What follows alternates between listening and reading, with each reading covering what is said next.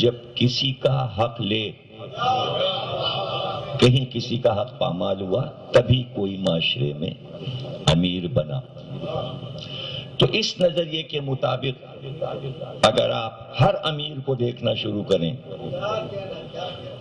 تو کیا کچھ لوگوں کا حق لیا ہے معاشرے میں اس نے؟ بس یہی معاشرے اور انبیاء میں فرق ہے کہ اگر انبیاء امیر بنیں گے تو کسی کا حق چھین کر امیر نہیں بنیں گے، اور وہ یہ چاہیں گے کہ تم امیر بننا اسلام میں حرام نہیں ہے، امارت حرام نہیں ہے، اسلام میں منع نہیں ہے، لیکن حق نہ کسی کا چھین لینا۔ اور کہہ دیا شریعت نے کہ دولت اللہ اس لیے دیتا ہے تاکہ تمہارا امتحان لے۔ اللہ کبھی دولت چھین کر امتحان لیتا ہے، کبھی دولت عطا کر کے، دونوں امتحان ہیں۔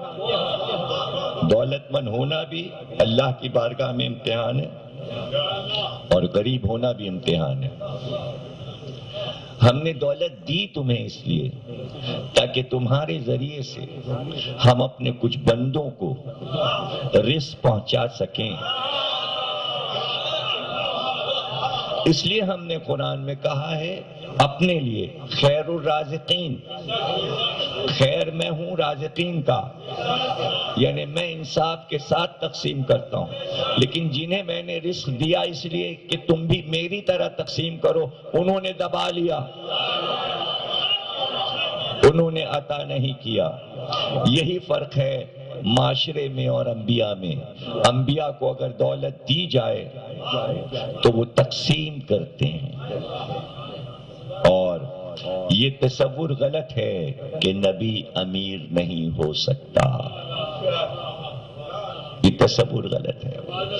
اگر ایسا ہوتا تو پہلا نبی جو خلق کیا گیا، یہ آیت کبھی قرآن میں نہ لکھی ہوتی، انی جاعل فی الارض خلیفہ، ہم تمہیں زمین کا مالک بنا رہے ہیں۔ بات ارث سے شروع ہو رہی ہے، وراثت سے شروع ہو رہی ہے۔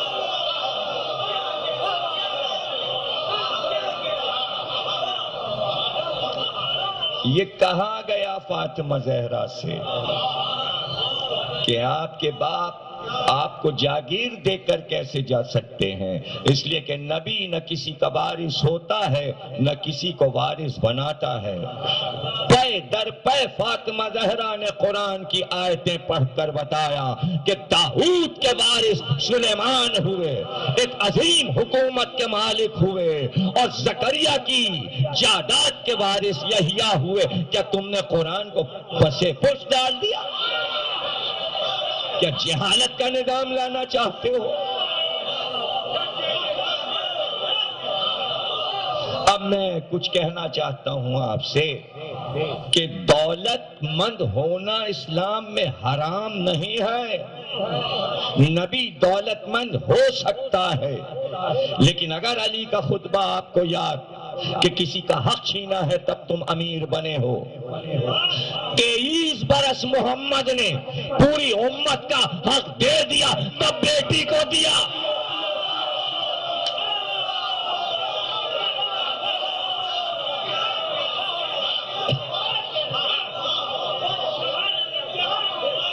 کہاں تصور میں تھا کہ جب مال غنیمت بٹتا تھا، جب زمینیں بٹتی تھیں، جب باغات تقسیم ہوتے تھے، تو کوئی تو کھڑے ہو کے پوچھتا ہم لوگوں کو تو آپ اتنا دیتے ہیں، ایک بیٹی آپ کے فاطمہ کو کچھ نہیں دیجیے گا؟ یہی وجہ تھی کہ جب فتح دیا تو امت کا کوئی آدمی اٹھ کے یہ نہیں کہہ رہا ہے کیوں دیا بیٹی کو، پتہ چلا اپنا حصہ لیے بیٹھے تھے اس لیے چپ رہے۔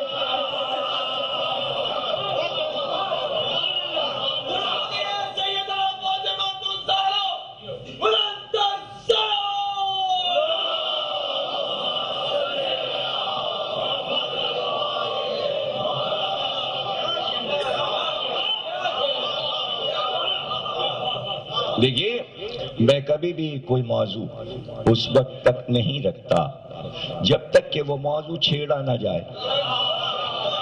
چونکہ 4 محرم کو ٹیلی ویژن پر جیو پر غامدی نے یہ کہا کہ فدق زہرا کا حق نہیں تھا، اور اب اس کی گفتگو بھول جائیے، اب مت بات کیجئے، یہ کیس ختم ہو چکا. یہ بتانا ہے 10 دن کیس ہے، موجود ہے.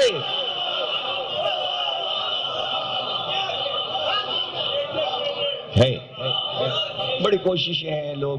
کل بھی بات ہو رہی تھی، فیاض صاحب یاور صاحب موجود تھے، تو آج ٹی وی سے متعلق صاحبزادے میرے پاس بیٹھے تھے کہ بڑی کوشش ہے ٹیلی ویژن والوں کی کہ غامدی صاحب کے ساتھ آپ کی گفتگو ہو. جب ہوگی نا گفتگو کہ جب آپ اتنی نالج رکھتے ہوں. کیا آپ کو یہ نہیں معلوم ہے کہ کیس تاریخ سے ختم ہوا تھا اس وقت، لیکن قرآن سے نہیں ختم ہوا، قرآن میں ہے. اس لیے کیس ختم نہیں ہو سکا کہ مسئلہ نازک ہے. اور وہ نازک مسئلہ یہ ہے کہ چونکہ امت نے یہ کہا تھا سرکار سے کہ ہمارے لیے قرآن کافی ہے.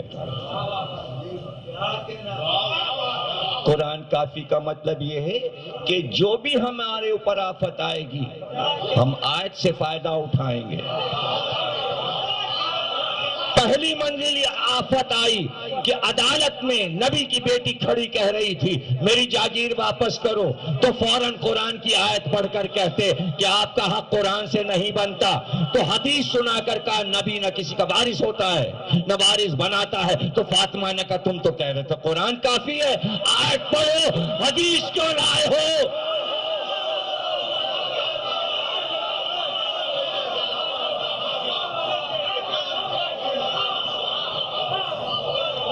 اور جملہ شاید پہلے بھی کہا ہے، اور اس پہ غور کر لیجئے کتنی عجیب بات ہے اور کتنا خوبصورت جملہ میں کہنے جا رہا ہوں کہ جب کہا قرآن کافی ہے تو پوری امت کو لکھنا چاہیے تھا اہل قرآن.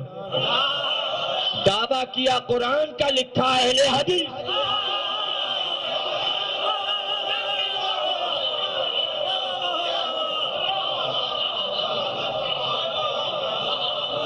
کیسا قرآن کا ساتھ چھوٹا اور کیسی پکڑی حدیث.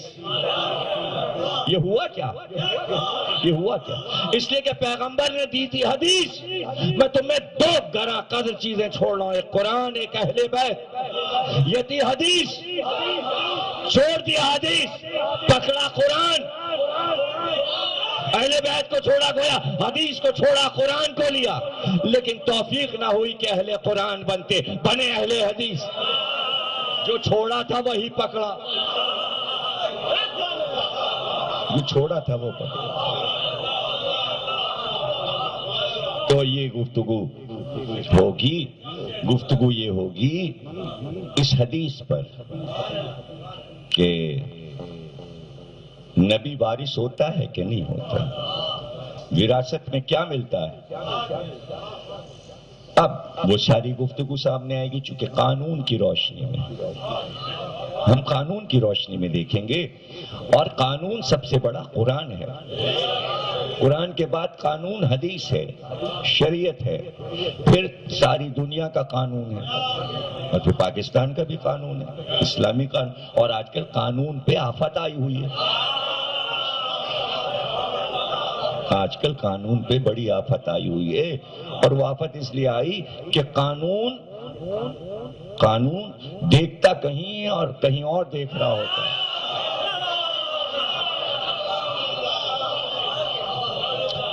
قانون کا ہر آدمی سمجھ رہا ہوتا ہے کہ قانون ہمیں دیکھ رہا ہے، لیکن وہ دیکھ کہیں اور رہا ہوتا ہے.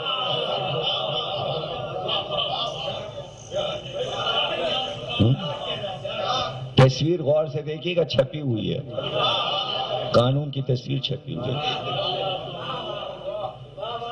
تو قانون کی آنکھیں دیکھیے گا. یہ پتہ نہیں کہاں سے مشہور ہوگا قانون اندھا ہوتا ہے. اندھا نہیں ہوتا، کچھ اور بھی ہوتا ہے. اب پتہ چلا قانون کچھ اور بھی ہوتا ہے. اندھا ہو تو چلیے ٹھیک ہے، آنکھ پہ پٹی بندھی ہے، لیکن جب قانون کی آنکھیں کھلی ہیں تو پتہ چلا کہ کیسی ہیں آنکھیں، قانون کی آنکھیں کیسی ہیں. تو آپ کیا سمجھ رہے ہیں کہ یہ تو قرآن اٹھا لوں؟ سیدہ کے دور کا جو قانون تھا اس کی آنکھیں بھی ایسی ہی تھیں. کتاب میں لکھا ہے، ہم کیا کریں؟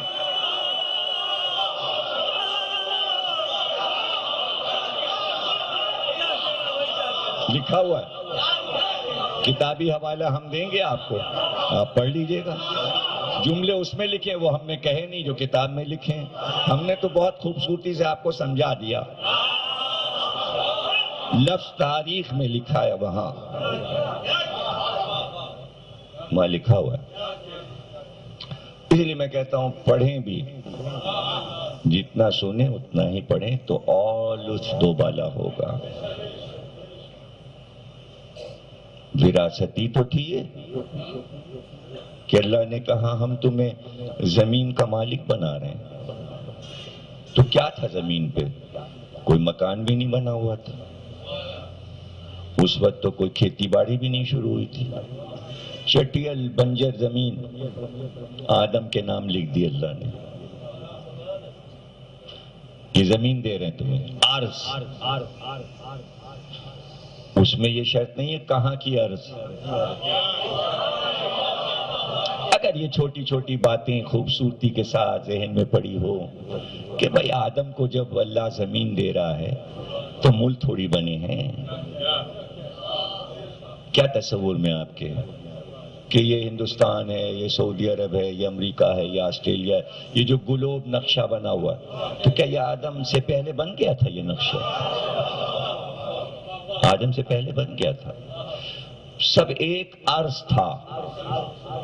یہ تو ٹکڑے پیسز جو ہیں وہ الگ الگ ہوئے یوں یوں کر کے.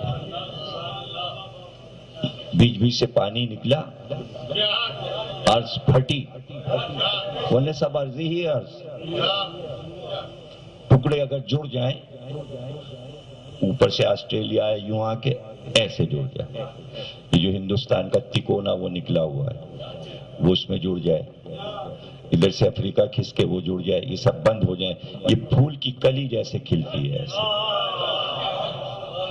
اب جو لوگ پڑھتے ہیں اخبار وغیرہ انہیں پتا ہوگا کہ یہ پیس پورا جو ہے جنوبی ایشیا کا، یہ پورا پیس جو کٹ کے الگ ہوا ہے، تو جہاں سے یہ جوڑ لگا ہوا ہے نیپال کے پاس سے، اس میں ہے ڈرار.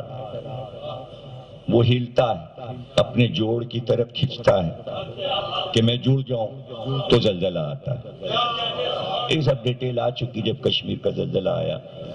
تو ٹکڑے سب الگ الگ لیکن یہ سب جڑے ہوئے تھے. اگر کھسک کے امریکہ ایسے یوں آتا جائے اور ایسے یوں جڑ جائے تو وہ یوں جو کٹاؤ ہے وہ اسی طرح کا کٹاؤ ادھر ہے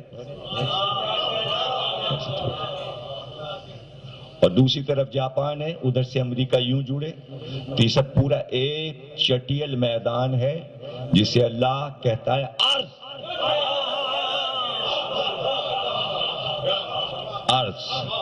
اور اس کا مالک ہم تمہیں بنا رہے ہیں.